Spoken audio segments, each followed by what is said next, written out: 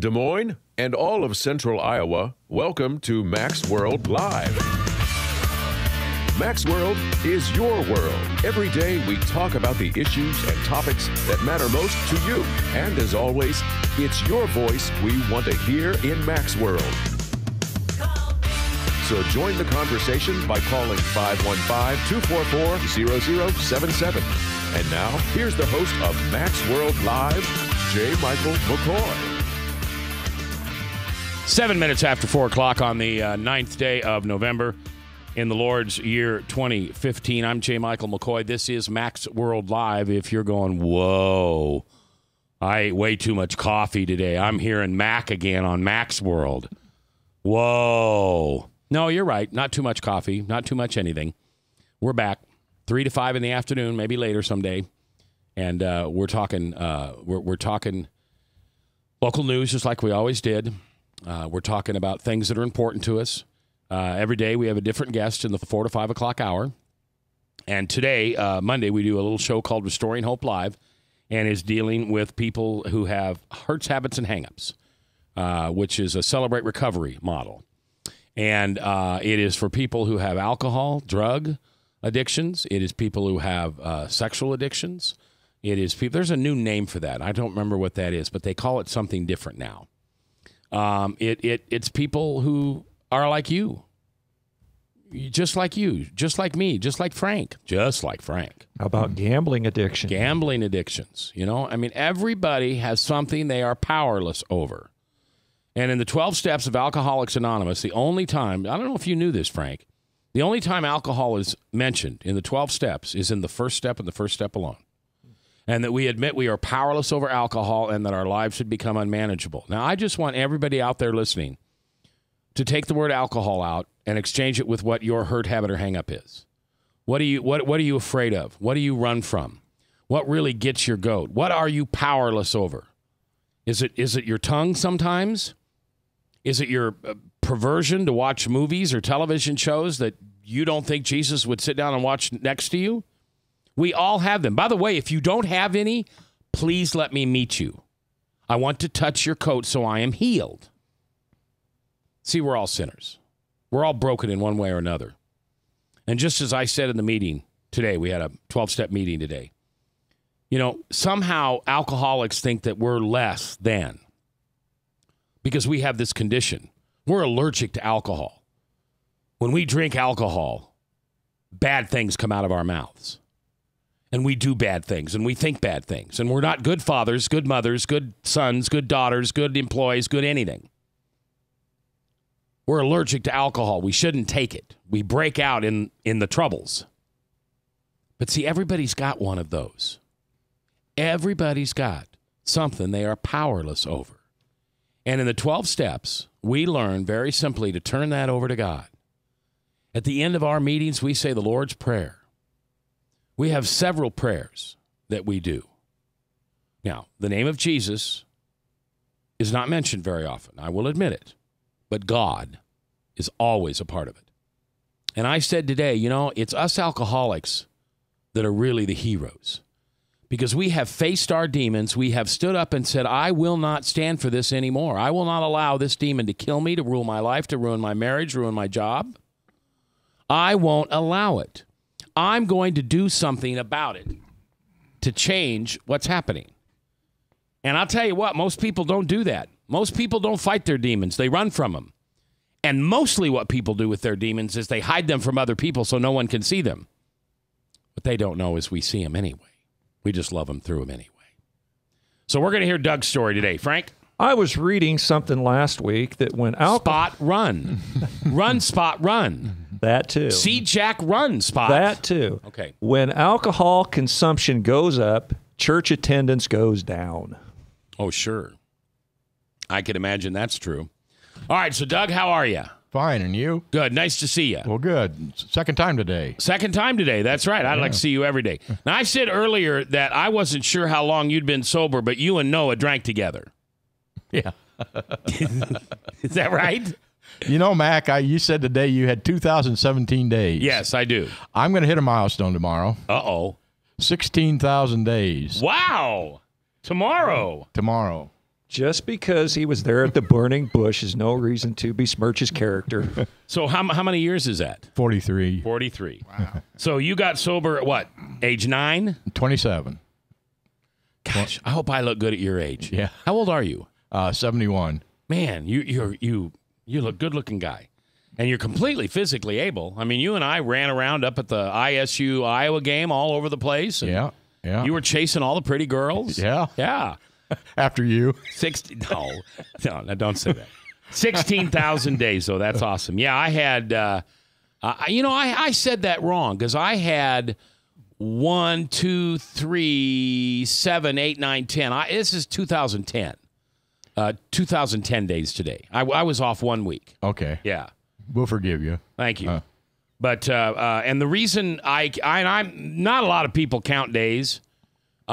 My sponsor, when I first decided I was going to stop drinking, I wasn't going to do this anymore.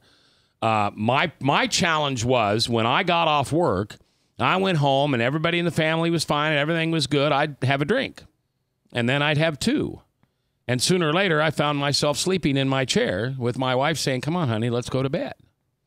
And so I never drank in the morning. I never drank at noon. I didn't drink beer, and that wasn't the way I drank. But I didn't think I could sleep at night without drinking. And so my sponsor told me, here's what you can do. You can drink after midnight, but go to bed by 11. And so that's what I've done for almost 6 years, 5.5 years.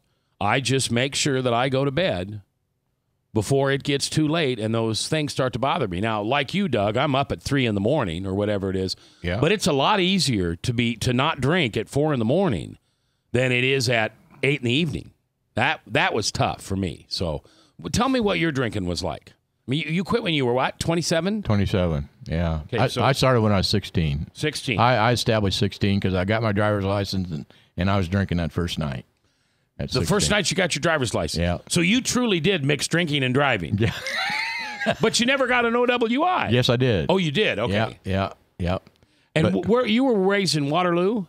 Close to Waterloo, a little town called Applington. Okay. All right. Yeah. And so now I got to think. So I got to go back 43 years. So that was 64? No, 1972 I sobered up. 1972. Okay. 1970. Oh, yeah, that'd be right. Okay. So what was it like drinking back in 1970 and 71, 69, those days? Well, I was in Vietnam. Okay. I went to Vietnam in 1966, and I came back in 1970.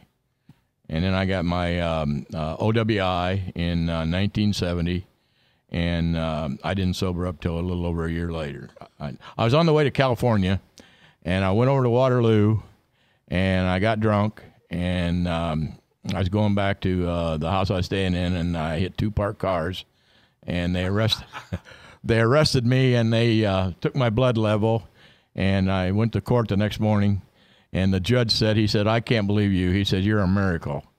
He said, "You should have passed out at 3.8, and you'd have died at 4 point, but here you stood, your blood alcohol was 3.9. And he said, "How do you plead?" And I said, "Guilty." And I said, "I'm guilty because I got to get my plane to California." And he said, "That'll be $306. And I paid the $306, and they took me to the airport, and I went to California. $306. $306. 71. Wow. All right. Frank? What was different in the 1970s was there wasn't a cop on every street corner. Well, society's changed considerably. Yeah, there was police, but you just didn't have the laws and the lawsuits and all of this stuff. I came to Des Moines and I sobered up and was going to AA in Des Moines, and guys would drink in Des Moines, and they would say, as long as you stayed, if you lived on the South Side and you stayed on the South Side, you didn't get messed with. Because the cops knew who the drinkers were, and they could follow them home or something like that. Well, they can't do that today. If a cop was following a guy or a woman home and they had a drunken accident, the city of Des Moines would be sued to no end. Yeah. For that. Yeah. For that. Work. You go to work. They'd push stuff and this stuff. They might, if you're a union rep, they'd say, "Okay, we're going to send you to treatment." They might send you to treatment 2 or 3 times. Now they don't mess with you. They fire you. Might give you 1 or 2 chances, and you're out the door. But that's because society's changed. Society is not as tolerant as what they were in the past, and at the same time, they're trying to get at people at younger ages, you know? And you know what I want your opinion on this. I think one of the things that changed it was MADD, Mothers Against Drunk Driving. And I think that it was their continual pursuit of lower blood alcohol levels that finally made communities wise up and say this is unacceptable, which I'm glad they did.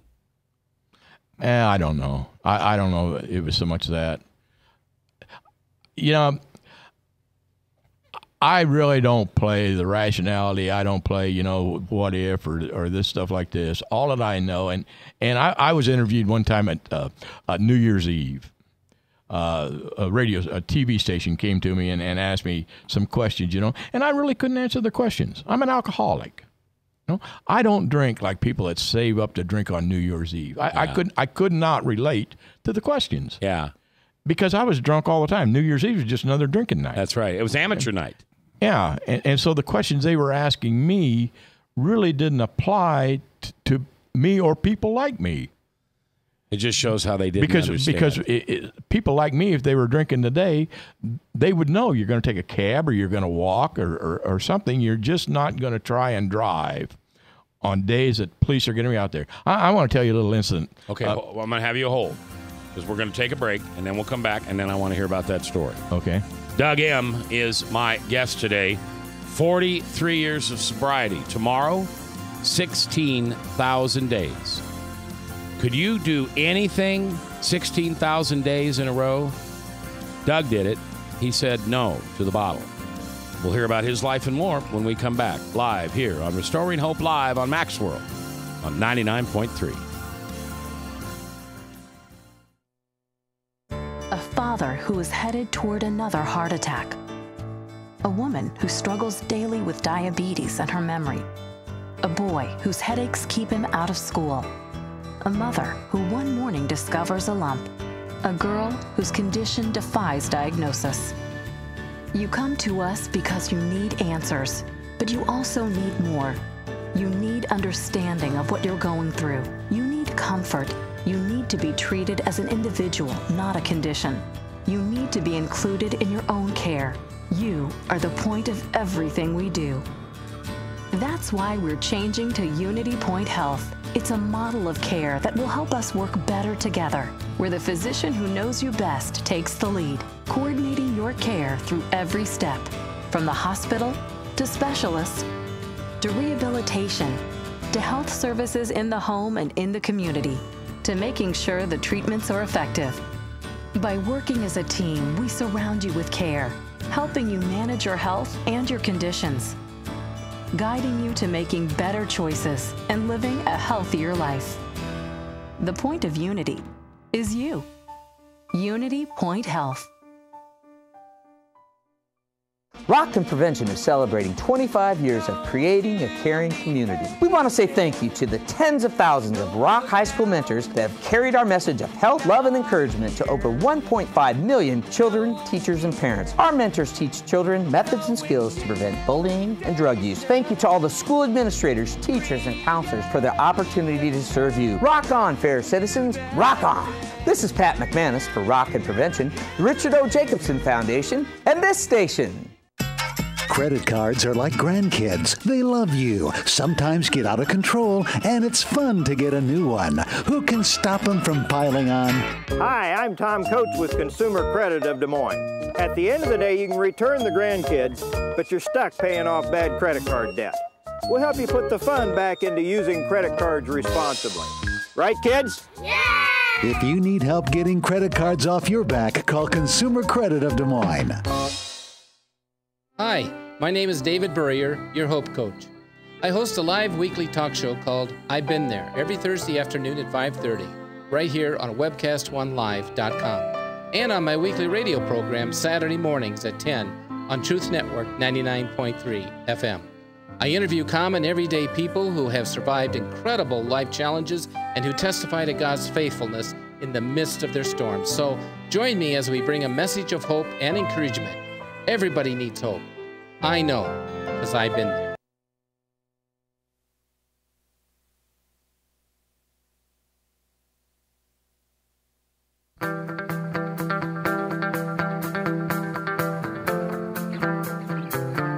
21 minutes after 4 o'clock, and we are back on the 9th day of November in the Lord's year 2015. J. Michael McCoy, tomorrow, Calm Coates on the radio. We'll be talking some politics.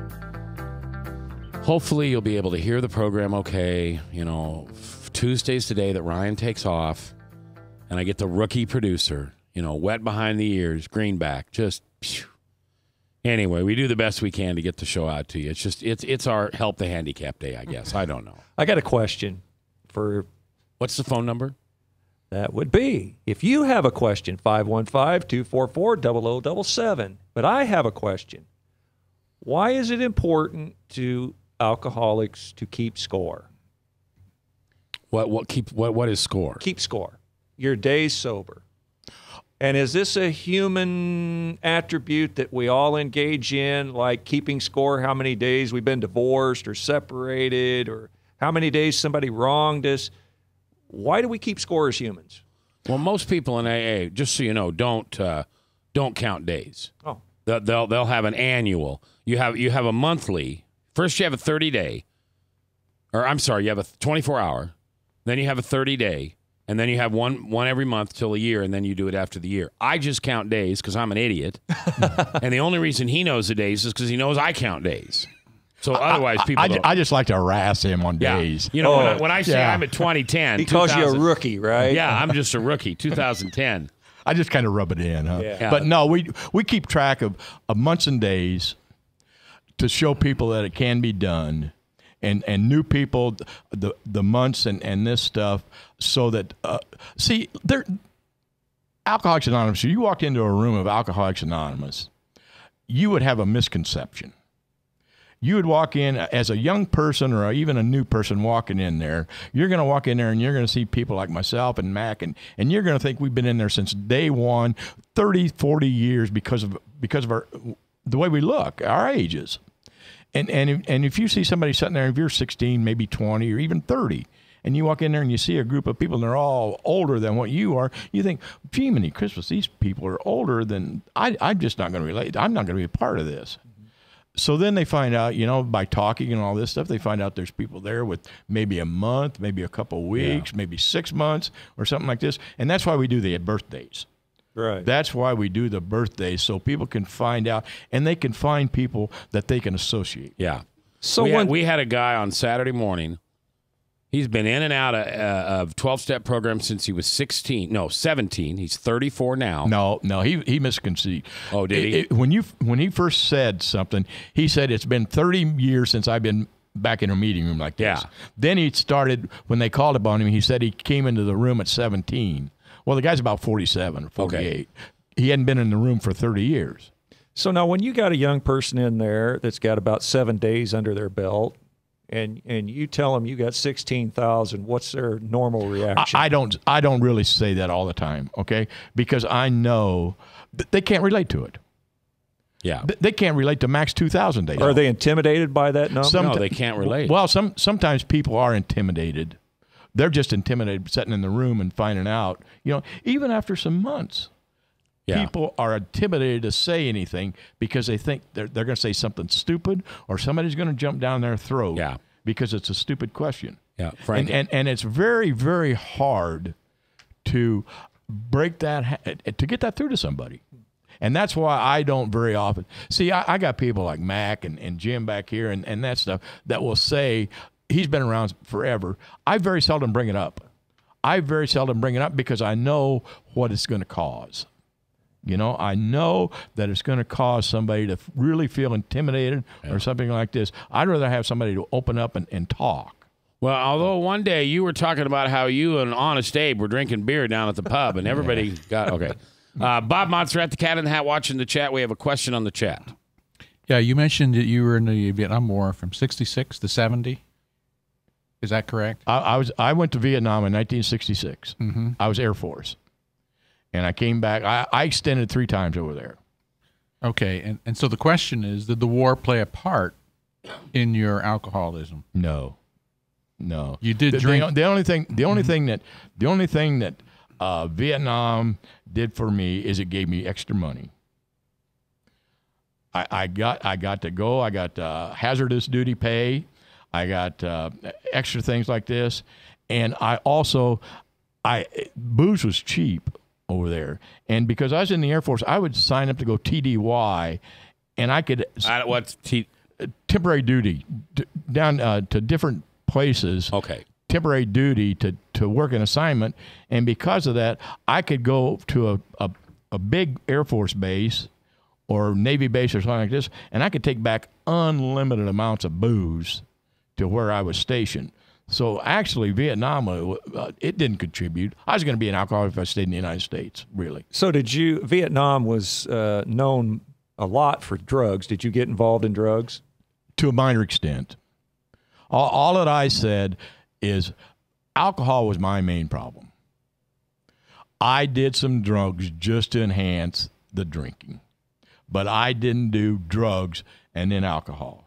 I've been to opium dens to smoke opium because somebody said I was going to go do opium. You know, I did marijuana. I did a couple opiates when I came back to the United States. I was in the airport at L.A. and somebody said, "Come on, let's go to San Francisco." You know, and I took off to San Francisco, and then I came back and I went back to Vietnam. You know, and that's the. But no, drugs was a very, very minor thing. Then when I sobered up, I got in with some people and they wanted to smoke pot. And somebody after a meeting one night said, "Come up to my place," and I went up to their place, and they were getting ready, and they were going to smoke pot in a bowl, in a pipe.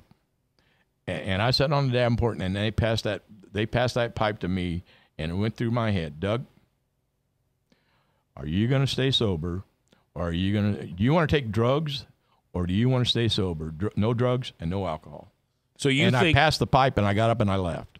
So you think when somebody sits in a 12-step meeting and declares they have XYZ amount of sobriety, that should be from all illegal drugs and all alcohol? No, I'm not saying that. Oh, okay. I'm saying I look at Alcoholics Anonymous as Alcoholics Anonymous. I'm there, and the people that sitting in that room is a desire to stop drinking. It doesn't say anything about a desire to stop smoking pot, you know, or doing heroin. I will say this, that if alcohol is your drug of choice, yep, and you give up alcohol and you're going to mess around with pot or you're going to mess around with something else, eventually you're going to come back to your drug of choice because you are not going to experience the high that you wanted. Well, it just sounds like to me you didn't want to trade one addiction for another. No, I didn't. It was a choice that night. That was a choice because I knew I'd been around long enough that I knew people that were giving up alcohol to go to pot were going back and not staying sober. Doing both of it. 4:30 in the afternoon, 9th day of November. When we went into the next break, you were going to tell me about a story, and I told you to hold on to it for a second. Okay. I think you called it an incident. Yeah, I had a friend, and she was in the program, and she worked down at a bar called Flanagan's. Yeah. Down on Ingersoll. And it was Irish Day. Irish, yeah. Yeah, what's the fourth? Irish pub. Well, St. Patrick's Day. St. Patrick's Day. Oh, okay. So I said, sure, I'll come down. So I went down, and they had a big tent outside, and it was kind of cool that day. And I went inside, inside the tent and all this stuff, and I had on I'm a big Yankee fan, and I had on a green Yankee hat, and some guy really wanted that Yankee hat who'd been drinking, and I thought, oh, gee, I'm going to get in a good old fight down here. And then I saw her, and I drank, I had some Irish stew and that stuff, and I went out to get in my car, and I'd parked my car up in a parking lot, and I was coming back down to Ingersoll, and I tell you, it dawned on me because I couldn't see the traffic either way. I could not see the traffic coming from the west. I could not see the traffic going to the east, and I was going to turn to go east to come back to go up Martin Luther King, and I sat there and I said, if I was drunk, I'd have pulled out in front of nothing. And here I am sober, and I'm afraid to pull out in front of this traffic because I can't see anything. And it just showed me what it used to be like when I was drinking, and it wouldn't have bothered me at all to pull out there. Right. Somebody had seen me coming and then just stopped. But I was afraid to pull out there because I couldn't, and it made me think, here I am sober, and I'm afraid to pull out in the traffic.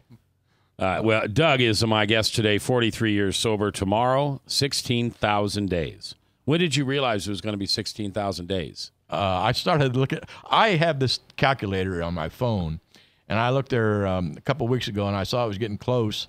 And I thought, well, just for Mac, I'm going to have to remember this thing and tell him on a Saturday morning. And today's the day you're on the air. So you're in a meeting, and you just know that person's not going to make it. No, I don't know he's not going to make it. Well, let me back up. Here's my question. Are there things people say or do in the beginning of sobriety that tell you they're going to have a tough time? You have any sense of that? No? No, you don't know. I know you don't know. You don't have the foggiest idea. I'm very naive, and I believe everything. I believe any story that comes down the pike. Because in Alcoholics Anonymous, you don't know if they did or not. There's some unbelievable stories out there. Yeah. And you just don't know it. And I give everybody I don't know who's going to stay sober, who's not going to stay sober, when they're going to go back out there, or anything like this. All that I know is if I see people that are coming in and out, then I begin to become a little leery. Okay. You know, how long are they going to stay? Are they getting back into the old tracks? You know, and this stuff. And you can kind of tell by the people they're running with. There was a couple of young gals there today. One of them had a month. One of them had 2 months. Yep. You just hope that something caught. But after the meeting, I told them. One gal went out and she had her cell phone there, and she had something that was really, really exciting to see that she had in there. Some guy that really went in depth on the big book. And the other guy, I told the other gal, I said, I see something different in you. You're coming to meetings earlier. Yeah. You're sticking around. There's just little signs sometimes that you can see that if they can just remember this. You know, if they can just, it's one day at a time. Well, I have 16,000 days. He's got 2,010. You know, but we could be drunk tomorrow. Yeah. You know, it's one day at a time. Yeah, Frank, every one of us say that we've got one left in us. Okay, we've got one drunk left in us, and I pray that day never comes, because it'll be something else, and it won't be good. Because when you go back out for research or fall off the wagon or whatever you want to call it, it's really funny because you start drinking at the place you left off at, and then you build from there. So if you're a liter a day drinker, now all of a sudden you're a liter and a half, or you're 2 liters. There isn't such a thing as starting out slow. What's that saying that one drink is too many and 21's not enough? Could be. Yeah, Frank. Don't you see these people that come in that you don't really think the desire's there, the desire there is to stop, that sometimes they're forced into something, and do you just sometimes go, I don't know? Well, I think so. See, when the big book was written in 1935, that were the guys who were between 45 and 55 years old. See, Bill Wilson was 37 years old when that big book was written. Dr. Bob was 55. See, these guys were at the end. They were out the mail. This was their last hope. And the first 100 people that came in, see, that's where they were at. These guys, most of them were over between 35 and 50, maybe even 60 years old. And they'd lost everything. You know, most of them had lost everything.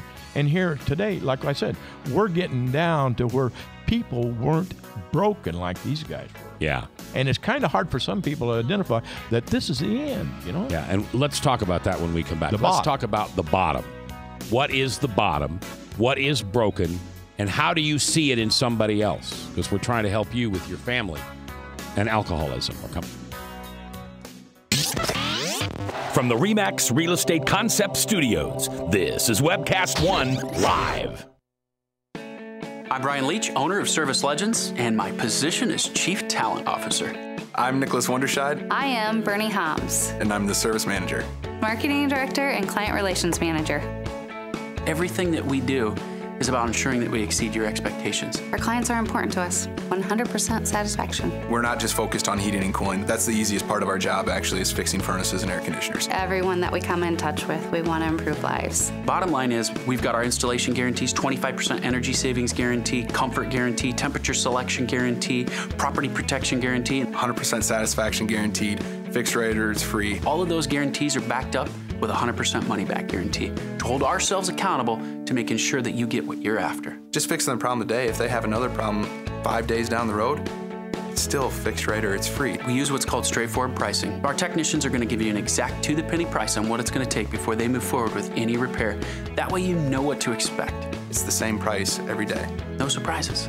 If you get off work at 5 o'clock in the afternoon, you come home, you realize that, oh, my furnace is broken. Now you need to call somebody out that night. You shouldn't have to pay more for that. We're guaranteeing service 24/7. We run afternoons, evenings, nights, weekends. We're staffed to work that. Phone rings at 3 in the morning. You'll get one of our representatives answering the phone every time. We're not sending you out to Timbuktu in some call center. It's our Service Legend team members, our mission control team. I'll take a call anytime. And then they answer the phones the same way during the day as they do at night. It's a great day at your service company. How can we make you smile? That's the only way to provide true 24-hour service. When you're able to let somebody actually live in their home safely when they weren't able to do that before, where they don't have to stay up at night and worry about, is the heat going to come back on? Are we going to freeze the pipes? Is the baby in the room next door going to be sick because they got too cold? When you're able to help somebody overcome challenges like that, that's impacting a life. That makes a difference. I get goosebumps thinking about it. I love the team.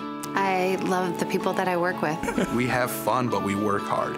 I call them my ambassadors of legendary service. If you could just envision what that is, that's who we're sending to your home. They literally will call in, pick up the phone and call and say, hey, I want to talk to your manager. And I get on the phone, they're like, that technician that was at my house was the greatest technician ever. That's cool to me. We want to brighten people's days. Every person that we have going into the house has gone through an extensive background check. Drug testing, we have a very thorough interview process that 1 out of 140 people make it through. If we promise you something, that's what you're going to get, no matter what. We're here when you need us to protect the safety and comfort of your family. If you're not happy, we're gonna make it right. If we're willing to put 100% money back guarantee on what we do, what type of work do you think we do? Give us a call. We're there for you 24/7, 365 days a year. Enough said.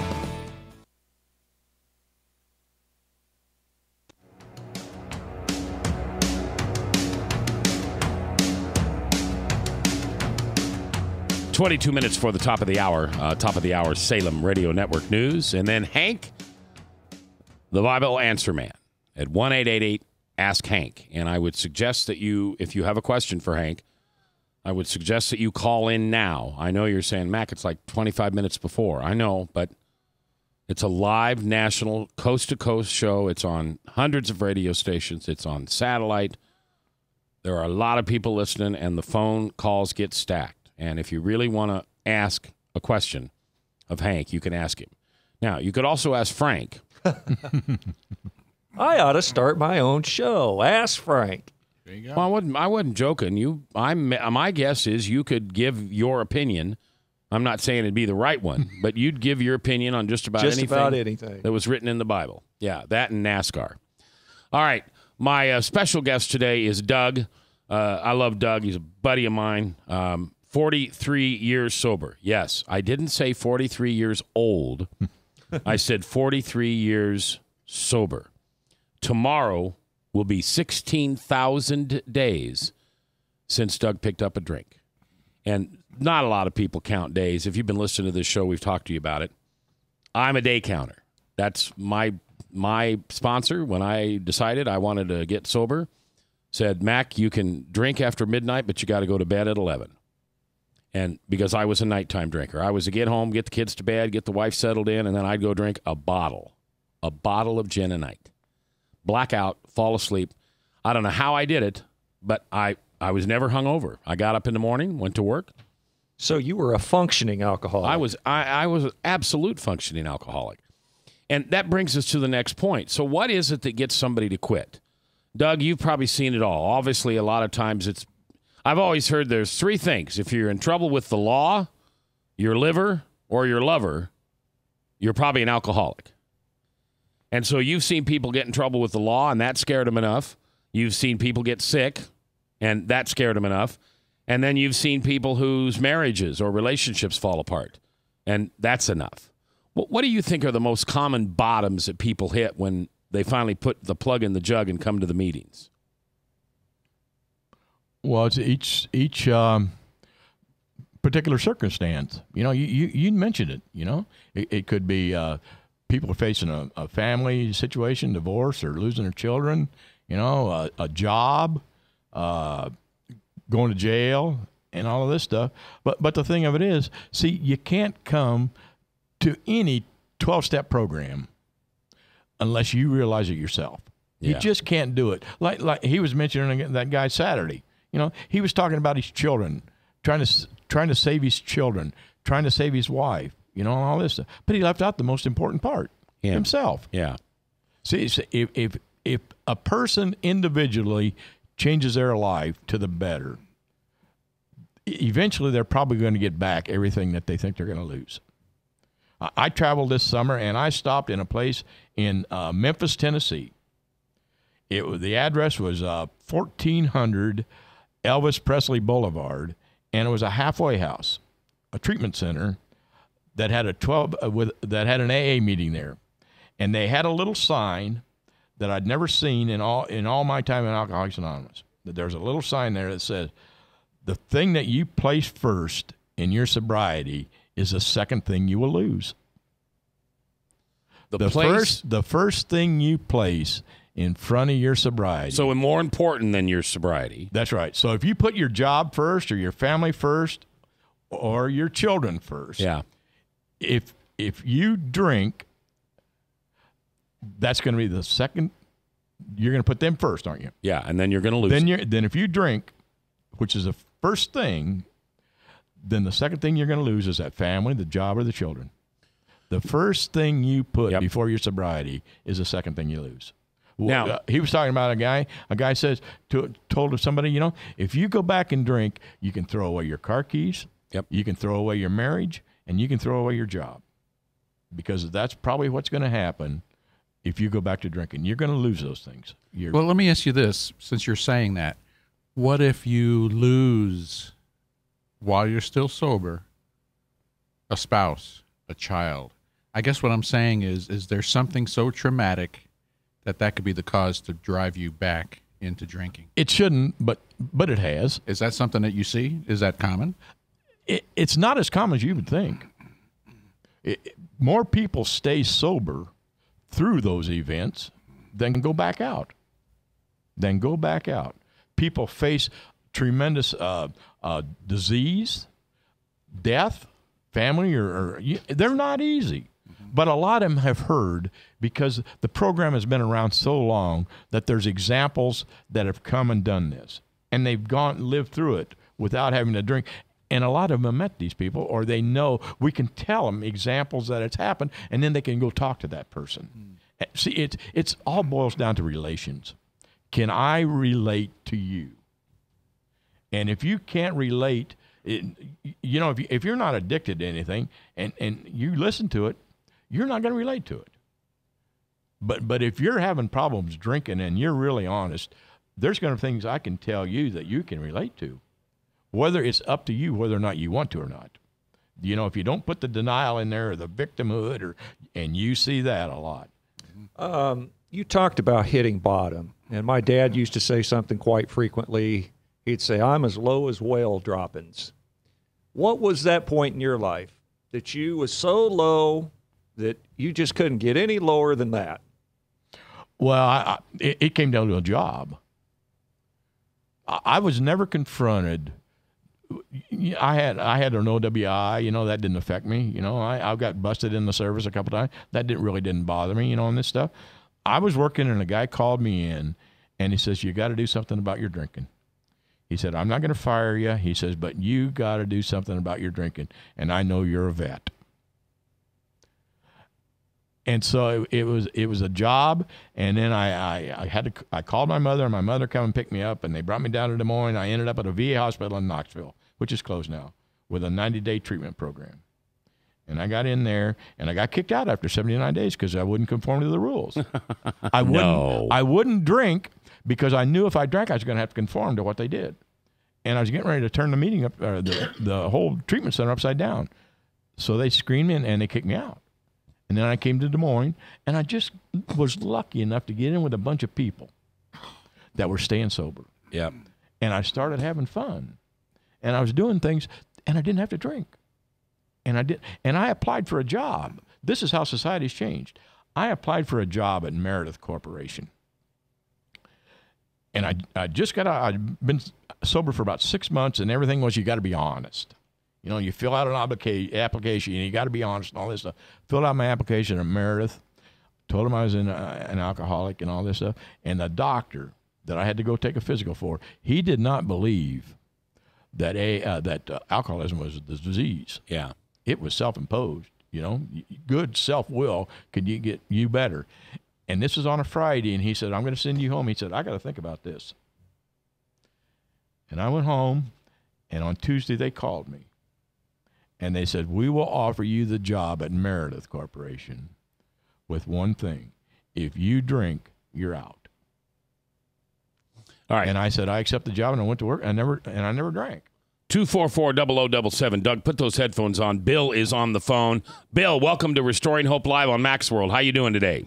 Good. How you guys doing? Good, sir. What's your question? Well, I was just wondering, after all the years that he has in, which congratulations, do you still have a sponsor? I have some people. I've had 4 sponsors, okay? All 4 of my sponsors have died. Noah was the first.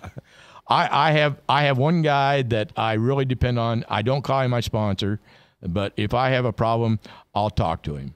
Okay? I'm afraid to name him my sponsor because I don't want the guy to die. Yeah, right.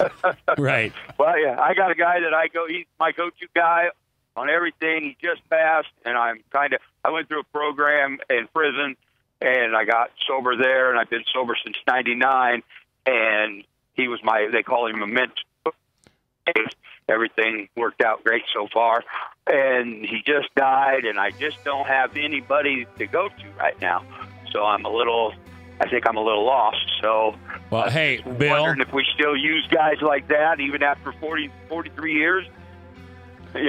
I still have people I depend upon. You bet. Bill, Stay on the phone. Stay on hold. I want to talk to you, but we're up against a hard break. Put him on hold and bring him back, Ryan. We're coming back live.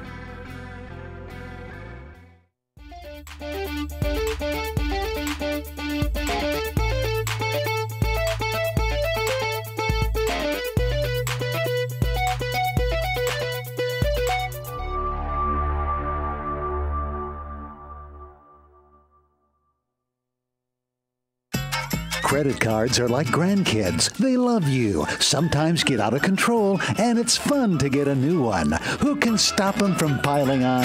Hi, I'm Tom Coates with Consumer Credit of Des Moines. At the end of the day, you can return the grandkids, but you're stuck paying off bad credit card debt.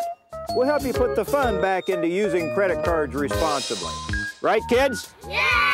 If you need help getting credit cards off your back, call Consumer Credit of Des Moines. Hi, my name is David Burrier, your Hope Coach. I host a live weekly talk show called I've Been There every Thursday afternoon at 5:30, right here on webcast1live.com, and on my weekly radio program Saturday mornings at 10 on Truth Network 99.3 FM. I interview common everyday people who have survived incredible life challenges and who testify to God's faithfulness in the midst of their storms. So join me as we bring a message of hope and encouragement. Everybody needs hope. I know, because I've been there. Rockton Prevention is celebrating 25 years of creating a caring community. We want to say thank you to the tens of thousands of Rock High School mentors that have carried our message of health, love, and encouragement to over 1.5 million children, teachers, and parents. Our mentors teach children methods and skills to prevent bullying and drug use. Thank you to all the school administrators, teachers, and counselors for their opportunity to serve you. Rock on, fair citizens, rock on! This is Pat McManus for Rockton Prevention, the Richard O. Jacobson Foundation, and this station. From the RE/MAX Real Estate Concept Studios, this is Webcast One.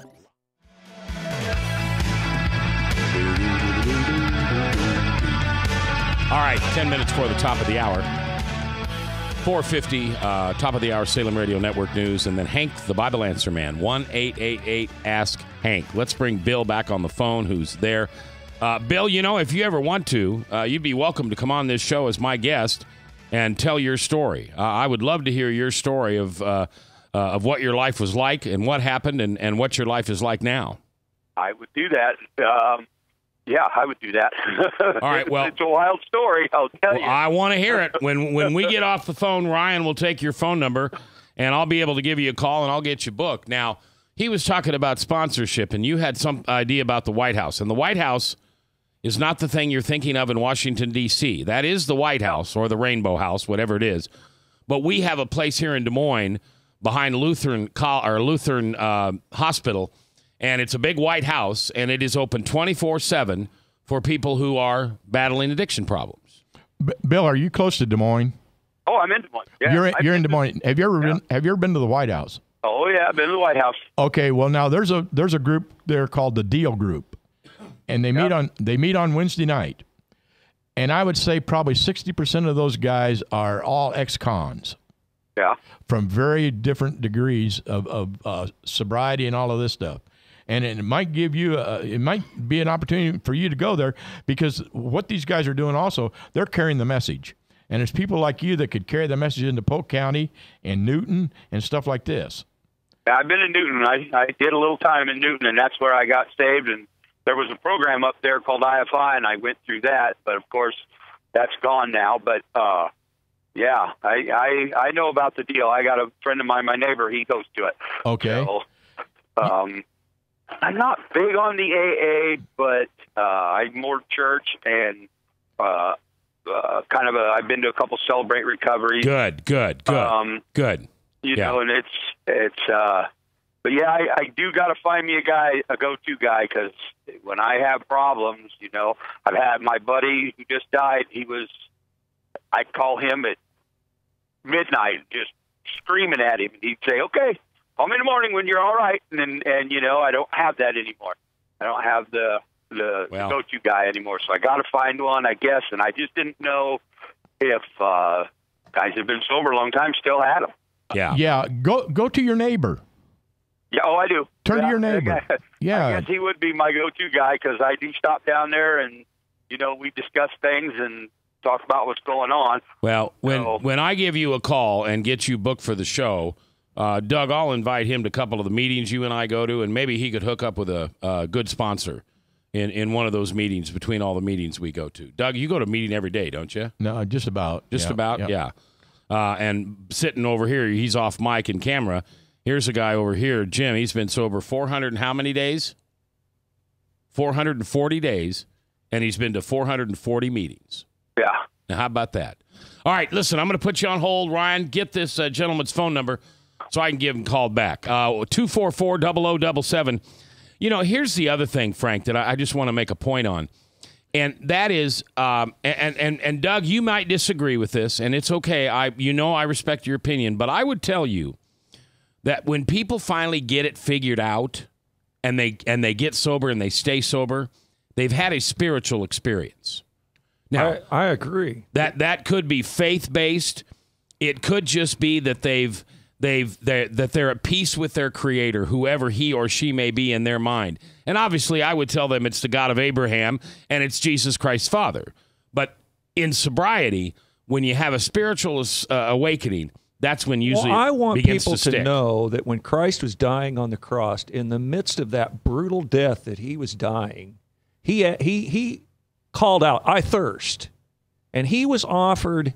They soaked a sponge on the tip of a spear, and it was called vinegar. And I thought, what an insult to give somebody vinegar. I've since learned that was a concoction of wine from vine, and gall was a type of opiate. So they were, in essence, offering him a painkiller to numb his senses to the pain that he was enduring. And he spit it out. And he spit it out exactly for guys like you, because he won the victory over drugs and alcohol that day. All you need to do is claim his victory. So Jesus Christ won the victory for all our battles. We need to come to him and claim the win. Preach it, Jimmy Baker and Tampa Faye. And your makeup's not even running, Frank. All right, 244-0077. Frank, you said something earlier about bottoms. Bottoms are the unique part of everybody's story, because I don't think there's two stories that are exactly alike when it comes to bottoms. Some people have to just absolutely get kicked in the head over and over and over until they really don't have a choice. Some people have had the dreaded doctor conversation that if you have one more drink, it's going to kill you. Your body's about ready to shut down. Or they got put in the hospital for alcohol poisoning, and by the grace of God and God only are they still walking. I'm lucky I didn't have – well, actually, I should have had a couple bottoms. You'd think 2 OWIs would have been enough. Well, you know what? When I had my second OWI in 2001, I stopped drinking and driving. And I never, hold on, Frank, listen to what I'm saying. Okay. I never drank and drove again. And I don't mean I knew my limit. No, I meant no tolerant, zero. And I paid for a blow and go in my car for several years, probably like up to 204, because I did not want to drink and drive. Well, I didn't get sober until 2010.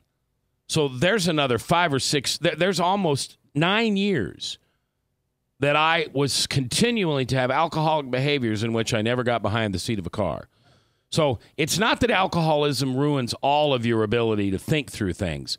It just ruins the one that says, don't put that bottle in your mouth one more time. I would suggest that most people can't see up till they're flat on their back. That's a good point. It takes just knocking you flat on your back to sometimes see up and call out to God. Well, isn't that true in anything?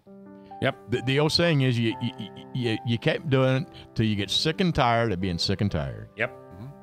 That's it. Sick no and tired. No matter what it is, when you tired. become sick and tired of being sick and tired, you hear people they're fighting marriage problems, you know, and they sit there and they think, you know, should I divorce him? Should I divorce him? You go home, finally you get sick and tired of being sick and tired, and you make the decision. You're either going to stay together or you're going to get divorced. You know, same way with drinking. Yep. Same way with anything, jobs. You're going to do a job until you get sick and tired of going in there the next day, and then you say, to heck with it. To heck with it. Doug has been my guest today. Doug, you're going to have to come back. You and Frank get along real well. That's amazing. I think you're the first guy that really kind of. Well, you don't really like Frank though, do you? You're just putting up with him. No, Frank's pretty. I like you better than I like Mac. Oh, What are you cheering? No, he went encourage me. You take the production over and I'll come. when he was sick, I'd said I'll come over and take your radio station. We'll do it together. You guys exchange phone numbers, and when I'm sick next time or I need a day off, it'll be the Frank and Doug show. Actually, Frank, it'd be the Doug and Frank show because D comes before F. Yes. All right, Bob, thanks for being here. Ryan, thanks for being here. Frank, thanks for being here. Doug, thank you for being here. You're a very special guy in my life. I really appreciate you. And we'll see you tomorrow right here live on Mac's World Live on the only place you'll always hear the truth. No spin, no bias, the truth. 99.3 and Mac's World Live.